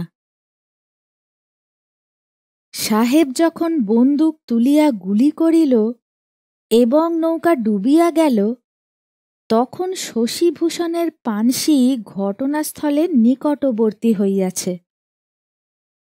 শেষোক্ত ব্যাপারটি শশীভূষণ প্রত্যক্ষ দেখিতে পাইলেন। তাড়াতাড়ি নৌকা লইয়া গিয়া মাঝি এবং মাল্লাদিগকে উদ্ধার করিলেন। কেবল এক ব্যক্তি ভিতরে বসিয়া রন্ধনের জন্য মশলা পিষিতেছিল, তাহাকে আর দেখা গেল না। বর্ষার নদী খরবেগে বহিয়া চলিল। শশীভূষণের হৃৎপিণ্ডের মধ্যে উত্তপ্ত রক্ত ফুটিতে লাগিল। আইন অত্যন্ত মন্দগতি। সে একটা বৃহৎ জটিল লৌহ যন্ত্রের মতো। তৌল করিয়া সে প্রমাণ গ্রহণ করে এবং নির্বিকারভাবে সে শাস্তি বিভাগ করিয়া দেয়। তাহার মধ্যে মানব হৃদয়ের উত্তাপ নাই। কিন্তু ক্ষুধার সহিত ভোজন, ইচ্ছার সহিত উপভোগ ও রোষের সহিত শাস্তিকে বিচ্ছিন্ন করিয়া দেওয়া শশীভূষণের নিকট সমান অস্বাভাবিক বলিয়া বোধ হইল। অনেক অপরাধ আছে যাহা প্রত্যক্ষ করিবা মাত্র তৎক্ষণাৎ নিজ হস্তে তাহার শাস্তি বিধান না করিলে অন্তর্যামী বিধাতা পুরুষ যেন অন্তরের মধ্য থাকিয়া প্রত্যক্ষকারীকে দগ্ধ করিতে থাকেন। তখন আইনের কথা স্মরণ করিয়া সান্ত্বনা লাভ করিতে হৃদয় লজ্জা বোধ করে। কিন্তু কলের আইন এবং কলের জাহাজ ম্যানেজারটিকে শশীভূষণের নিকট হইতে দূরে লইয়া গেল। তাহাতে জগতের আর কি উপকার হইয়াছিল বলিতে পারি না, কিন্তু সে যাত্রায় নিঃসন্দেহ শশীভূষণের ভারতবর্ষীয় প্লীহা রক্ষা পাইয়াছিল। মাঝি মাল্লা যাহারা বাঁচিল তাহাদিগকে লইয়া শশী গ্রামে ফিরিয়া আসিলেন। নৌকায় পাট বোঝাই ছিল। সেই পাট উদ্ধারের জন্য লোক নিযুক্ত করিয়া দিলেন এবং মাঝিকে ম্যানেজারের বিরুদ্ধে পুলিশে দরখাস্ত দিতে অনুরোধ করিলেন। মাঝি কিছুতেই সম্মত হয় না। সে বলিল, নৌকো তো মজিয়াছে, এক্ষণে নিজেকে মজাইতে পারিব না। প্রথমত পুলিশকে দর্শনী দিতে হইবে, তাহার পর কাজ কর্ম আহার নিদ্রা ত্যাগ করিয়া আদালতে আদালতে ঘুরিতে হইবে। তাহার পর সাহেবের নামে নালিশ করিয়া কি বিপাকে পড়িতে হইবে ও কি ফল লাভ হইবে তাহা ভগবান জানেন। অবশেষে সে যখন জানিল শশীভূষণ নিজে উকিল, আদালত খরচা তিনিই বহন করিবেন এবং মকদ্দমায় ভবিষ্যতে খেসারত পাইবার সম্পূর্ণ সম্ভাবনা আছে, তখন রাজি হইল। কিন্তু শশীভূষণের গ্রামের লোক যাহারা স্টিমারে উপস্থিত ছিল তাহারা কিছুতেই সাক্ষ্য দিতে চাহিল না। তাহারা শশীভূষণকে কহিল, মহাশয়, আমরা কিছুই দেখি নাই, আমরা জাহাজের পশ্চাৎভাগে ছিলাম। কলের ঘটঘট এবং জলের কলকল শব্দে সেখান হইতে বন্দুকের আওয়াজ শুনিবারও কোনো সম্ভাবনা ছিল না। দেশের লোককে আন্তরিক ধিক্কার দিয়া শশীভূষণ ম্যাজিস্ট্রেটের নিকট মকদ্দমা চালাইলেন। সাক্ষীর কোনো আবশ্যক হইল না। ম্যানেজার স্বীকার করিল যে সে বন্দুক ছুঁড়িয়াছিল। কহিল, আকাশে এক ঝাঁক বক উড়িতেছিল, তাহাদেরই প্রতি লক্ষ্য করা হইয়াছিল।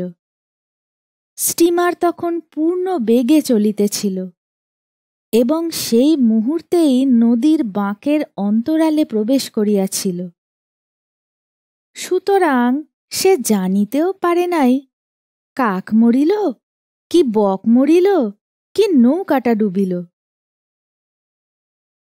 অন্তরিক্ষে এবং পৃথিবীতে এত শিকারের জিনিস আছে যে কোনো বুদ্ধিমান ব্যক্তি ইচ্ছাপূর্বক ডার্টি র্যাগ অর্থাৎ মলিন বস্ত্রখণ্ডের উপর সিকি পয়সা দামেরও ছিটাগুলি অপব্যয় করিতে পারে না।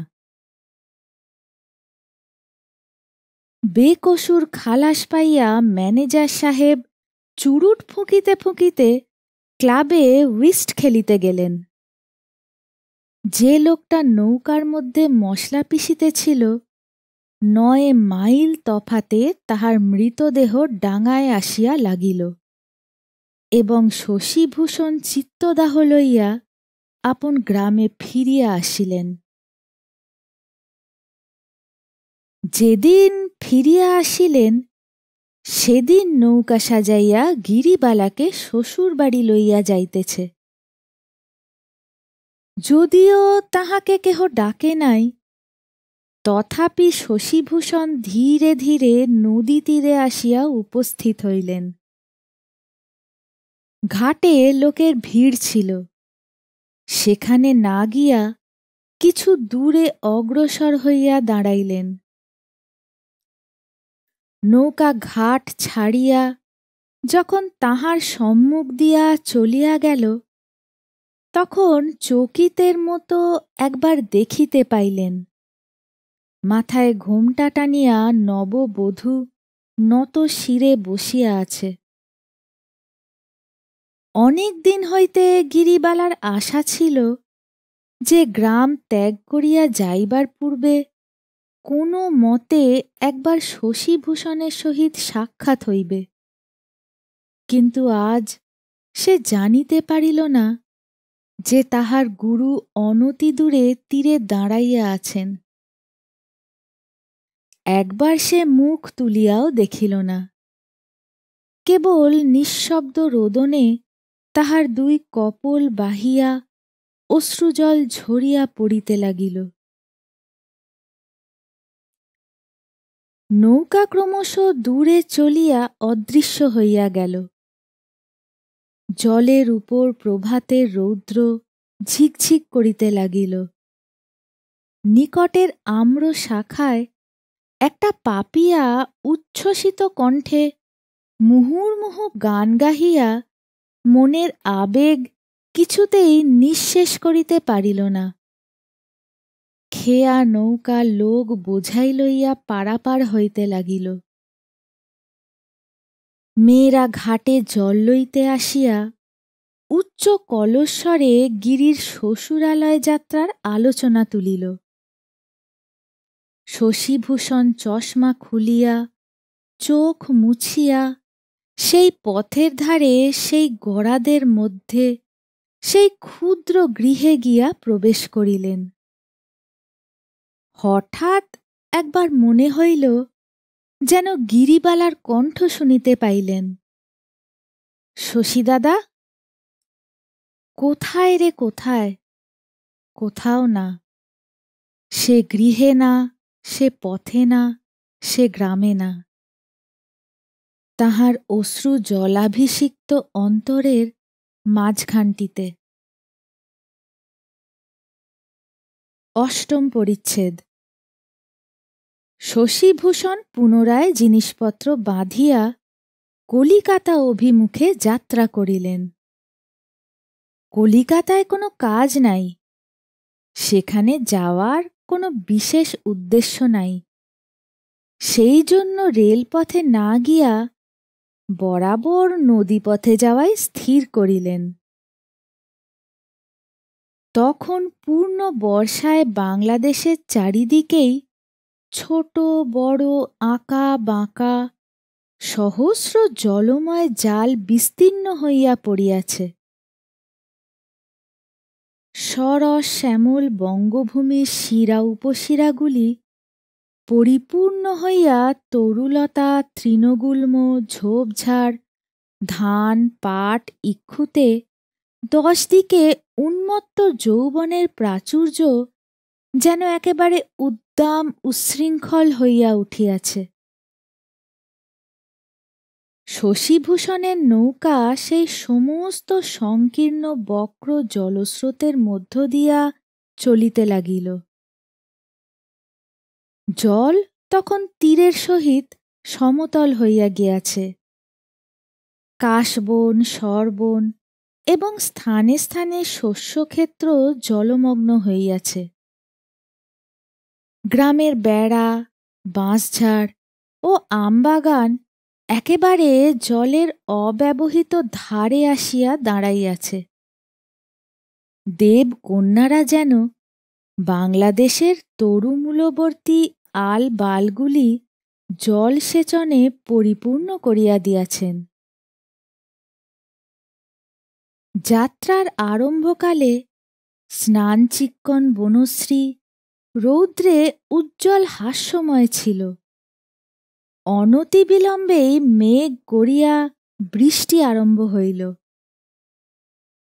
তখন যে দিকে দৃষ্টি পড়ে সেই দিকই বিষণ্ণ এবং অপরিচ্ছন্ন দেখাইতে লাগিল।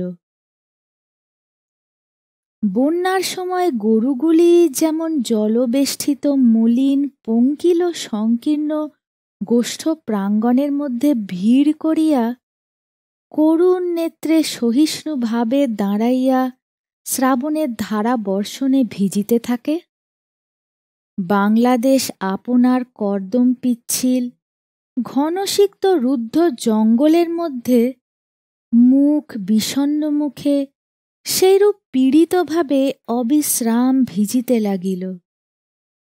চাষিরা টোকা মাথায় দিয়া বাহির হইয়াছে। স্ত্রীলোকেরা ভিজিতে ভিজিতে বাদলার শীতল বায়ুতে সংকুচিত হইয়া কুঠির হইতে কুঠিরান্তে গৃহকার্যে যাতায়াত করিতেছে ও পিছল ঘাটে অত্যন্ত সাবধানে পা ফেলিয়া সিক্ত বস্ত্রে জল তুলিতেছে এবং গৃহস্থ পুরুষেরা দাওয়ায় বসিয়া তামাক খাইতেছে। নিতান্ত কাজের দায় থাকিলে কোমরে চাদর জড়াইয়া জুতা হস্তে ছাতি মাথায় বাহির হইতেছে। অবলা রমণীর মস্তকে ছাতি এই রৌদ্রদগ্ধ বর্ষাপ্লাবিত বঙ্গদেশের সনাতন পবিত্র প্রথার মধ্যে নাই।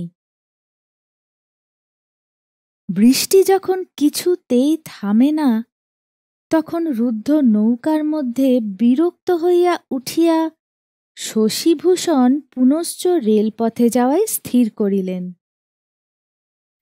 এক জায়গায় একটা প্রশস্ত মোহনার মতো জায়গায় আসিয়া শশীভূষণ নৌকা বাঁধিয়া আহারের উদ্যোগ করিতে লাগিলেন। খোঁড়ার পা খানায় পড়ে। সে কেবল খানার দোষে নয়, খোঁড়ার পাটারও পরিবার দিকে একটু বিশেষ ঝোঁক আছে। শশীভূষণ সেদিন তাহার একটা প্রমাণ দিলেন। দুই নদীর মোহনার মুখে বাঁশ বাঁধিয়া জেলেরা প্রকাণ্ড জাল পাতিয়াছে। কেবল এক পার্শ্বে নৌকা চলাচলের স্থান রাখিয়াছে। বহু কাল হইতে তাহারা এ কার্য করিয়া থাকে এবং সেজন্য খাজনাও দেয়। দুর্ভাগ্যক্রমে এ বৎসর এই পথে হঠাৎ জেলার পুলিশ সুপারিনটেনডেন্ট বাহাদুরের শুভাগমন হইয়াছে। তাহার বোট আসিতে দেখিয়া জেলেরা পূর্ব হইতে পার্শ্ববর্তী পথ নির্দেশ করিয়া উচ্চৈঃস্বরে সাবধান করিয়া দিল। কিন্তু মনুষ্যরচিত কোনো বাধাকে সম্মান প্রদর্শন করিয়া ঘুরিয়া যাওয়া সাহেবের মাঝির অভ্যাস নাই। সে সেই জালের উপর দিয়াই বোট চালাইয়া দিল। জাল অবনত হইয়া বোটকে পথ ছাড়িয়া দিল, কিন্তু তাহার হাল বাঁধিয়া গেল। কিঞ্চিৎ বিলম্বে এবং চেষ্টায় হাল ছাড়াইয়া লইতে হইল। পুলিশ সাহেব অত্যন্ত গরম এবং রক্তবর্ণ হইয়া বোট বাঁধিলেন। তাহার মূর্তি দেখিয়াই জেলে চারটে ঊর্ধ্বশ্বাসে পলায়ন করিল। সাহেব তাহার মাল্লাদিগকে জাল কাটিয়া ফেলিতে আদেশ করিলেন। তাহারা সেই ৭-৮ শত টাকার বৃহৎ জাল কাটিয়া টুকরা টুকরা করিয়া ফেলিল।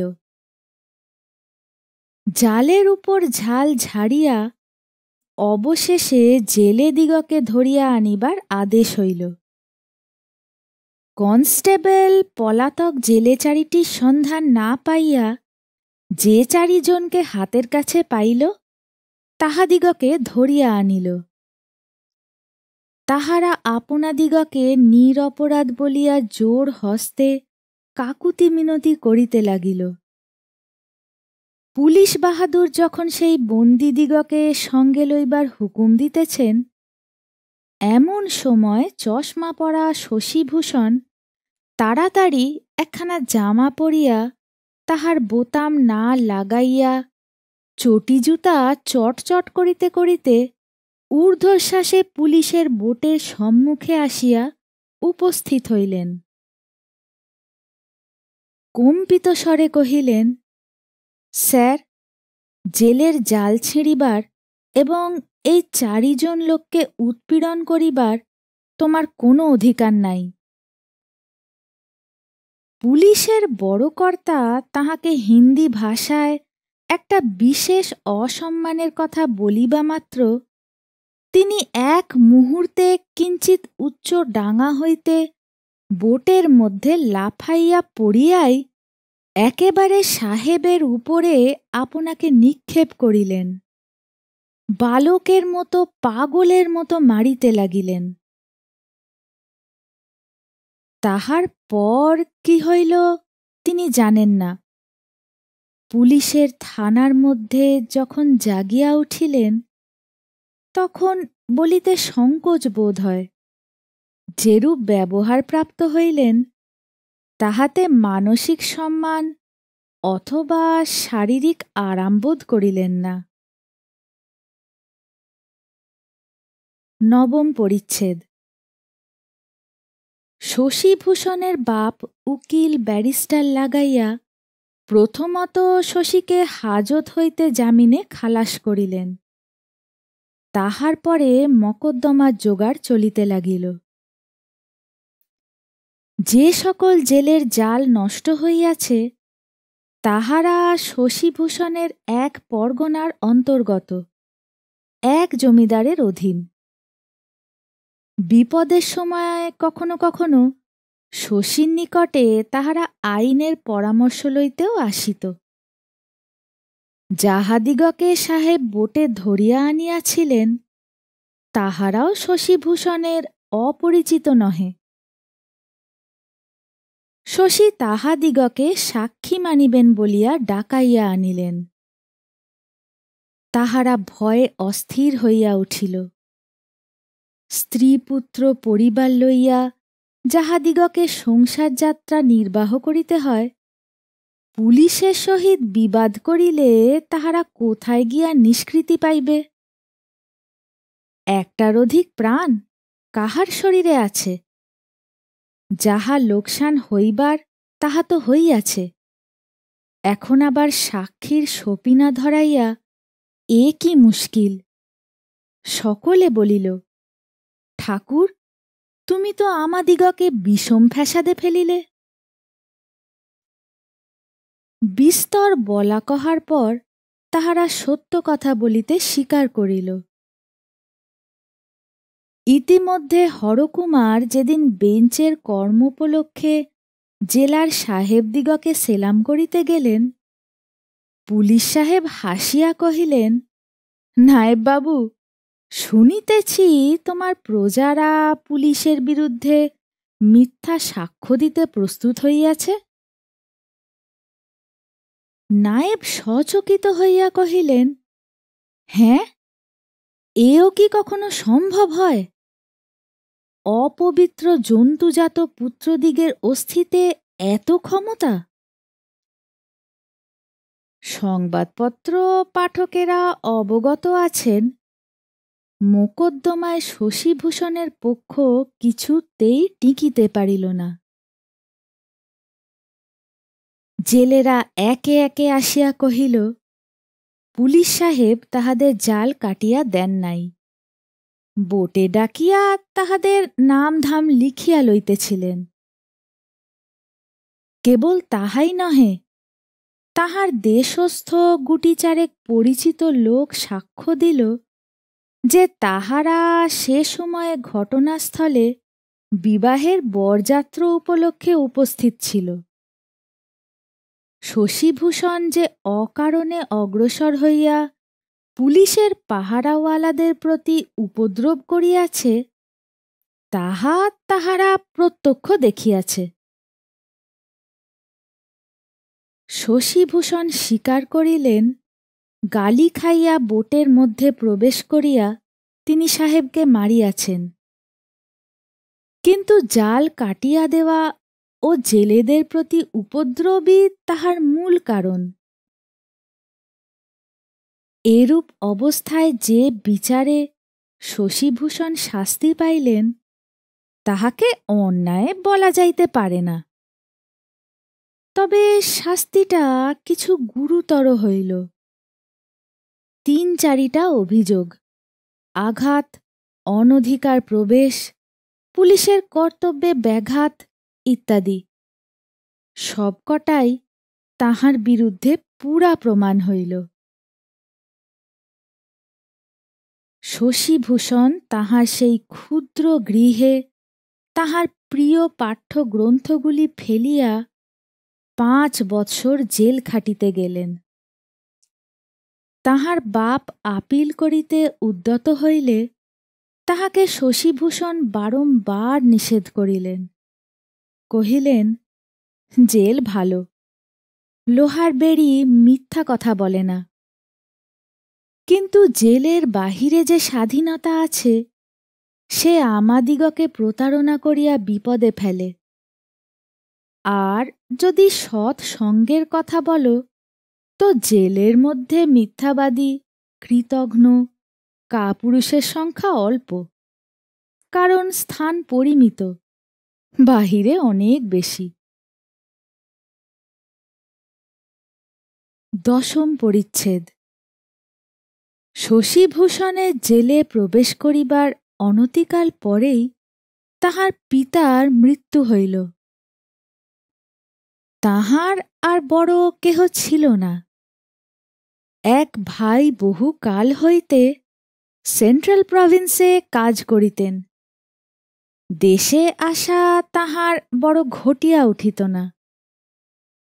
সেইখানেই তিনি বাড়ি তৈয়ারি করিয়া সপরিবারে স্থায়ী হইয়া বসিয়াছিলেন। দেশে বিষয় সম্পত্তি যাহা ছিল, নায়েব হরকুমার তাহার অধিকাংশ নানা কৌশলে আত্মসাৎ করিলেন। জেলের মধ্যে অধিকাংশ কয়েদিকে যে পরিমাণে দুঃখ ভোগ করিতে হয়, দৈব বিপাকে শশীভূষণকে তদপেক্ষা অনেক বেশি সহ্য করিতে হইয়াছিল। তথাপি দীর্ঘ ৫ বৎসর কাটিয়া গেল। আবার একদা বর্ষার দিনে জীর্ণ শরীর ও শূন্য হৃদয় লইয়া শশীভূষণ কারাপ্রাচীরের বাহিরে আসিয়া দাঁড়াইলেন। স্বাধীনতা পাইলেন, কিন্তু তাহা ছাড়া কারার বাহিরে তাহার আর কেহ অথবা আর কিছু ছিল না। গৃহহীন, আত্মীয়হীন, সমাজহীন, কেবল তাহার একলাটির পক্ষে এত বড় জগৎ সংসার অত্যন্ত ঢিলা বলিয়া ঠেকিতে লাগিল। জীবনযাত্রার বিচ্ছিন্ন সূত্র আবার কোথা হইতে আরম্ভ করিবেন, এই কথা ভাবিতেছেন, এমন সময়ে এক বৃহৎ জুড়ি তাহার সম্মুখে আসিয়া দাঁড়াইল। একজন ভৃত্য নামিয়া জিজ্ঞাসা করিল, আপনার নাম শশীভূষণ বাবু? তিনি কহিলেন, হ্যাঁ। সে তৎক্ষণাৎ গাড়ির দরজা খুলিয়া তাহার প্রবেশের প্রতীক্ষায় দাঁড়াইল। তিনি আশ্চর্য হইয়া জিজ্ঞাসা করিলেন, আমাকে কোথায় যাইতে হইবে? সে কহিল, আমার প্রভু আপনাকে ডাকিয়াছেন। পথিকদের কৌতূহল দৃষ্টিপাত অসহ্য বোধ হওয়াতে তিনি সেখানে আর অধিক বাদানুবাদ না করিয়া গাড়িতে উঠিয়া পড়িলেন। ভাবিলেন, নিশ্চয় ইহার মধ্যে একটা কিছু ভ্রম আছে, কিন্তু একটা কোনো দিকে তো চলিতে হইবে। না হয় এমনই করিয়া ভ্রম দিয়াই এই নূতন জীবনের ভূমিকা আরম্ভ হোক। সেদিনও মেঘ এবং রৌদ্র আকাশময় পরস্পরকে স্বীকার করিয়া ফিরিতেছিল। পথের প্রান্তবর্তী বর্ষার জলপ্লাবিত গাঢ় শ্যাম শস্যক্ষেত্র চঞ্চল ছায়ালোকে বিচিত্র হইয়া উঠিতেছিল। হাটের কাছে একটা বৃহৎ রথ পড়িয়াছিল এবং তাহার অদূরবর্তী মুদির দোকানে একদল বৈষ্ণব ভিক্ষুক গুপিযন্ত্র ও খোল করতাল যোগে গান গাহিতেছিল। এসো এসো ফিরে এসো, নাথ হে ফিরে এসো, আমার ক্ষুধিত তৃষিত তাপিত চিত, বধূ হে ফিরে এসো। গাড়ি অগ্রসর হইয়া চলিল। গানের পদ ক্রমে দূর হইতে দূরতর হইয়া কানে প্রবেশ করিতে লাগিল। ওগো নিষ্ঠুর, ফিরে এসো হে, আমার করুণ কোমল এসো। ওগো সজল জলস্নিগ্ধ কান্ত সুন্দর, ফিরে এসো। গানের কথা ক্রমে ক্ষীণতর অস্ফুটতর হইয়া আসিল, আর বুঝা গেল না। কিন্তু গানের ছন্দে শশীভূষণের হৃদয়ে একটা আন্দোলন তুলিয়া দিল। তিনি আপন মনে গুনগুন করিয়া পদের পর পদ রচনা করিয়া যোজনা করিয়া চলিলেন, কিছুতে যেন থামিতে পারিলেন না। আমার নীতি সুখ, ফিরে এসো, আমার চির দুঃখ, ফিরে এসো, আমার সব সুখ দুঃখ মন্থন ধন, অন্তরে ফিরে এসো, আমার চির বাঞ্ছিত এসো, আমার চিত সঞ্চিত এসো।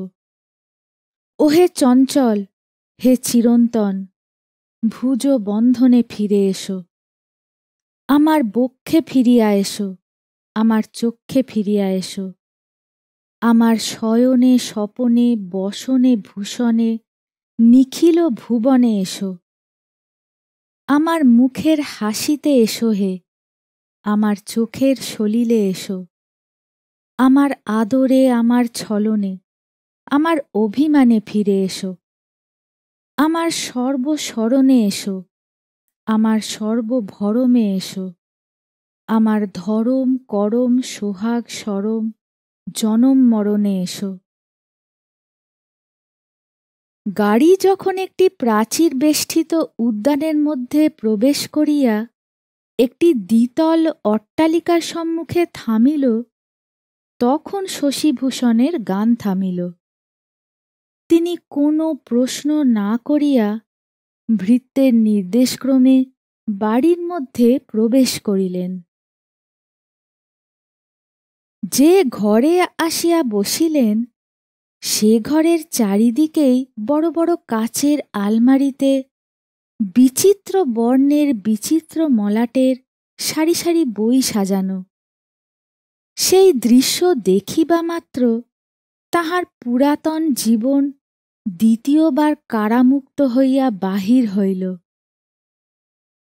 এই সোনার জলে অঙ্কিত নানা বর্ণে রঞ্জিত বইগুলি আনন্দলোকের মধ্যে প্রবেশ করিবার সুপরিচিত রত্নখচিত সিংহদ্বারের মতো তাহার নিকটে প্রতিভাত হইল। টেবিলের উপরেও কি কতকগুলি ছিল। শশীভূষণ তাহার ক্ষীণ দৃষ্টি লইয়া ঝুঁকিয়া পড়িয়া দেখিলেন একখানি বিদীর্ণ স্লেট, তাহার উপরে গুটি কয়েক পুরাতন খাতা, একখানি ছিন্ন প্রায় ধারাপাত, কথামালা এবং একখানি কাশিরাম দাসের মহাভারত। স্লেটের কাঠের ফ্রেমের উপর শশীভূষণের হস্তাক্ষরে কালি দিয়া খুব মোটা করিয়া লেখা গিরিবালা দেবী। খাতা ও বইগুলির উপরেও ওই এক হস্তাক্ষরে এক নাম লিখিত। শশীভূষণ কোথায় আসিয়াছেন বুঝিতে পারিলেন। তাহার বক্ষের মধ্যে রক্তস্রোত তরঙ্গিত হইয়া উঠিল। মুক্ত বাতায়ন দিয়া বাহিরে চাহিলেন, সেখানে কি চক্ষে পড়িল?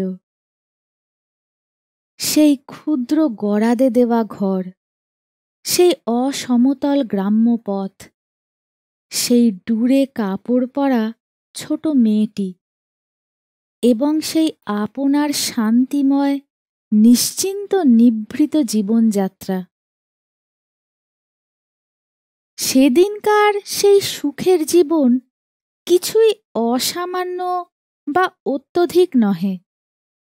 দিনের পর দিন ক্ষুদ্র কাজে ক্ষুদ্র সুখে অজ্ঞাতসারে কাটিয়া যাইত এবং তাহার নিজের অধ্যয়ন কার্যের মধ্যে একটি বালিকা ছাত্রীর অধ্যাপন কার্য তুচ্ছ ঘটনার মধ্যেই গণ্য ছিল।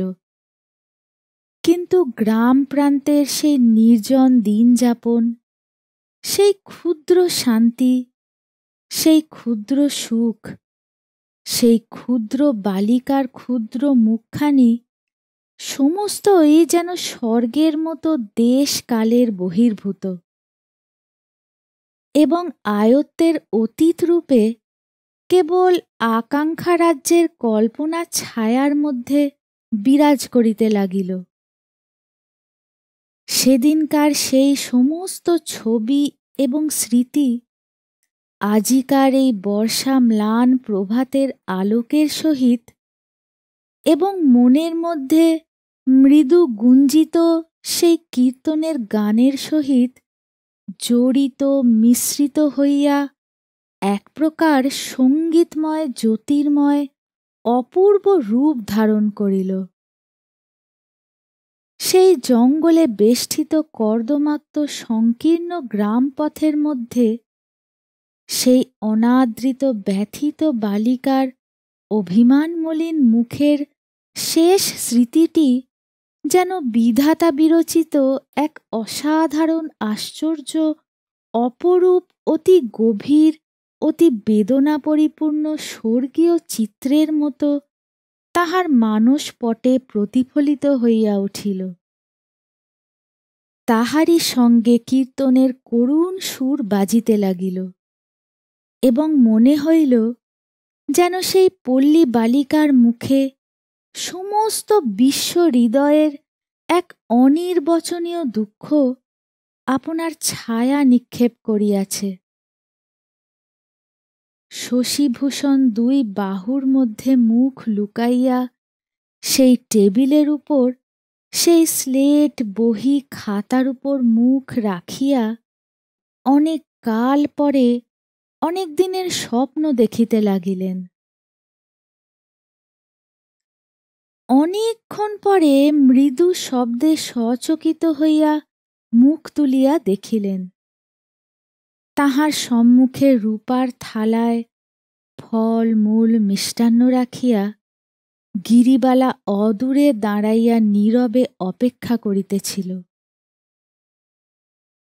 তিনি মস্তক তুলিতেই নিরাভরণা শুভ্র বসনা বিধবা বেশধারিণী গিরিবালা তাহাকে নত জানু হইয়া ভূমিষ্ঠ প্রণাম করিল।